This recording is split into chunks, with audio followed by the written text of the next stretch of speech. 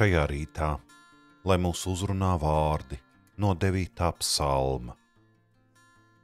Tev uzticas visi, kas zina tavu vārdu, jo tu, kungs, nepamet tos, kas tevi meklē.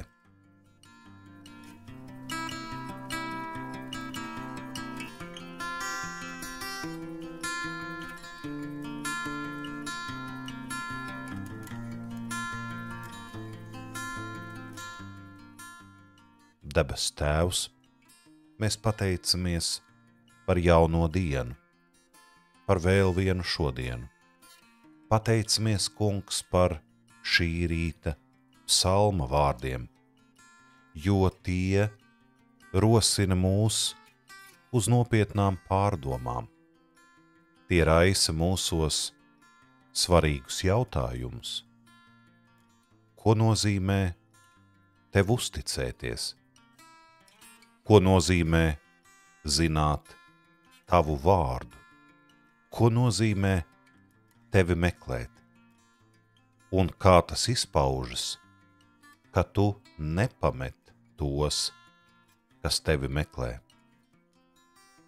Jā, dažkārt dzīvē jautājumu ir vairāk nekā atbilžu. Un no tā droši vien nav jābaidās.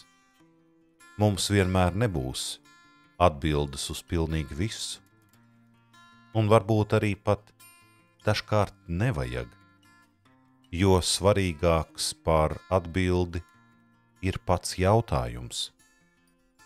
Jo, ja mūsos neparādās jautājumi, tad arī atbildes neko nepalīdzēs.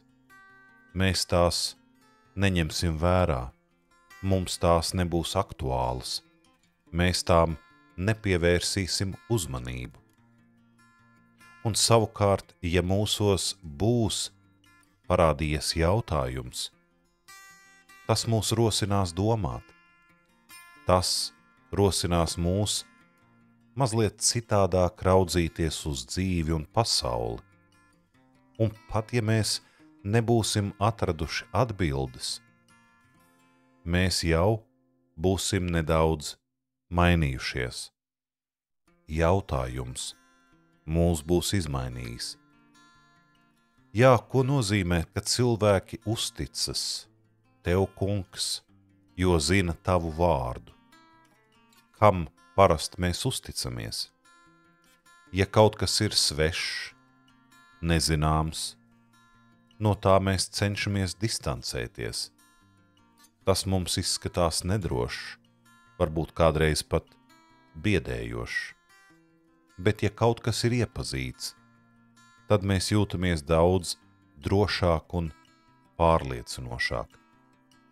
Tā arī šajā gadījumā zināt tavu vārdu droši vien nenozīmē vienkārši to zināt tehniski, spēt atkārtot, būt to kaut kur dzirdējušam. Šajā gadījumā zināt tavu vārdu visticamāk nozīmē iepazīt tevi, atklāt tevi, sastapties ar tevi, iegūt personīgu pieredzi. Un tad, jā, tad var sacīt, mēs zinām tavu vārdu. Mēs pazīstam tevi pašu, un tādēļ debes Tēvs palīdz mums arī šajā dienā tevi aizvien labāk iepazīt, tevi, tavu klātbūtni piedzīvot, un pamazām aizvien vairāk un vairāk atklāt pašiem savā personīgā pieredzē, kas ir tava patiesā būtība. Un tad, kad esam atklājuši tavu vārdu, tevi iepazinuši, tad arī lēnām pamazām mācāmies tev uzticēties. Ne jau tādā nozīmē, ka tu visu izdarīsi, paveiksi mūsu vietā, bet uzticēties tev, ka tu būsi līdzās, lai palīdzētu mums tikt galā ar šo dienu, ar saviem izaicinājumiem, ar dzīvi kopumā, ka tu palīdzēsi tikt tai cauri vislabākajā, visoptimālākajā veidā. Jā, uzticēties tev, ka kopā ar tevi mūsu ceļš ir ejams un dzīve ir dzīvojama. Tā ir laba. Ja mēs esam tevi iepazinuši, ja mēs esam kaut nedaudz spējuši tev uzticēties un piedzīvot atgriezenisko saiti no tevis, jā, tad mēs zināsim līdz ar psalma autoru, ka tu, kungs, nepamet tos, kas tevi meklē. Mēs ejam cauri dzīvei pa dažādiem ceļiem. Mums var būt ļoti dažādi mērķi. Mēs varam iedomāties, ka meklējam to vai šo savā dzīvē un varbūt pat spējam sastādīt garus sarakstus. Bet ļoti iespējams, ka visus šos savus ceļus mēs ejam, lai meklētu tevi, lai atrastu tevi. Jā, brīžiem mēs nomaldāmies paši sevī. Brīžiem mūsu ceļi iet pāri kalniem un lejām, cauri biezokņiem un tuksnešiem, cauri vētrām, bet patiesībā mēs meklējam tavu klātbūtni. Mēs meklējam savas dzīves dziļāko jēgu un pamatu. Un sākumā meklējam kaut kur ļoti virspusē, kaut kur dzīves ikdienībā, sīkumos.